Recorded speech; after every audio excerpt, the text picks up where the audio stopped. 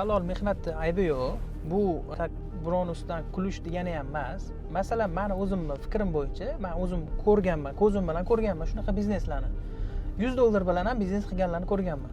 Masalan, $100 nima ish qilsa bo'ladi degan savolingizga, misol uchun qanaqadir ofislarning tagida odamlar ko'p yuradigan, klassik kiyinib yuradigan, tuflilarda yuradigan odamlarning yonida oyoq kiyimni, sapojniy oyoq kiyimni artadigan, tozalab beradigan usulga qo'yish kerak deb o'ylayman. Misol uchun ko'p ofislarga borsangiz, встречалар bo'ladi, oyoq kiyimini artishga sharoit bo'lmasligi mumkin. Qanaqadir uchrashuvlarga, biznes uchrashuvga kirayotganda oyoq kiyimi kirib qolsa uyaladi, menda xijolat bo'ladi. Kirib, masalan, biznes uchrashuvda gaplashishga. O'sha joylarda arzimagan 5 ming so'm, 10 ming so'm evaziga oyoq kiyimingizni tozalab, qoraytirib beradigan usulga bo'lsa ham, u hech narsa ketmaydi.